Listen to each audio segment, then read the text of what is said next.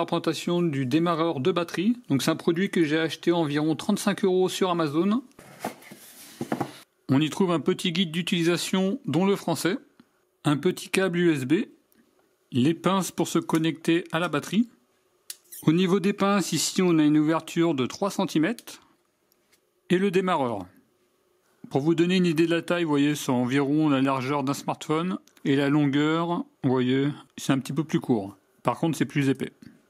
Ce modèle-là, il a une capacité de 8000 mAh. Il pèse 240 grammes. Là, vous voyez les dimensions. Un courant de sortie de 5 volts et de 2,1 A. Il a un courant d'aide au démarrage maximum de 300 A. Et il a un courant d'aide au démarrage initial de 15 A. Alors, concernant les véhicules compatibles, ce sont tous les moteurs à essence ou gasoil en dessous de 2,5 litres. On voit qu'on peut le faire avec les motos, les voitures, les scooters des mers. Par contre, il n'est pas recommandé pour tout ce qui est camionnette, camping-car, bateau, etc. On notera que le produit est garanti 3 ans. Ici, vous avez un petit bouton qui vous indique l'état de charge de la batterie, de 25% jusqu'à 100%. Là, vous voyez, il est chargé à 100%. Si vous appuyez longtemps, ici, la petite lumière va s'allumer. Après, vous appuyez, vous avez différents modes. Donc le mode SOS et le mode il clignote tout le temps.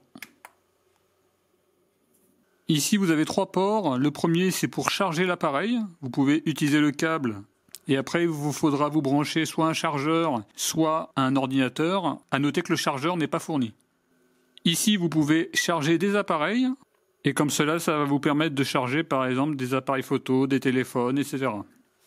Et ici ça se retire. Comme ça, vous allez pouvoir brancher les pinces. Et comme ça, après, vous allez pouvoir vous connecter à la batterie.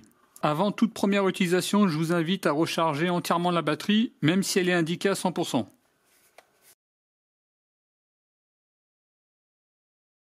Comment utiliser votre booster de batterie? Vous appuyez déjà sur le bouton afin de vérifier d'avoir au moins 25% de charge. Donc là, c'est bon, j'ai 100%. Idéalement, bien entendu, il vaut mieux avoir 100% que 25%. Ensuite, vous connectez les pinces à votre appareil. Donc là, vous branchez les pinces.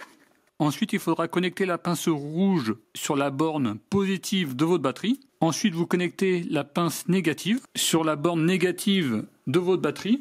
Lorsque vous aurez connecté les câbles, normalement, la lumière ici doit être verte. Si la lumière est rouge, vous devez appuyer 3 secondes sur ce bouton-là afin de le faire passer en lumière verte. Et ensuite, vous démarrez votre voiture. Ici, il y a un avertissement. Quand vous allez démarrer le véhicule, il ne faudra pas démarrer pendant plus de 4 secondes. Normalement, le véhicule doit démarrer pratiquement immédiatement.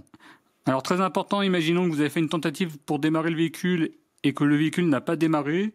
Vous devez attendre 30 à 60 secondes avant de refaire une deuxième tentative. Et ainsi de suite. Il faut faire des pauses. Cela va permettre à l'appareil de se refroidir. Ensuite, il faudra débrancher l'appareil. Vous débrancherez d'abord la pince négative et ensuite la pince positive.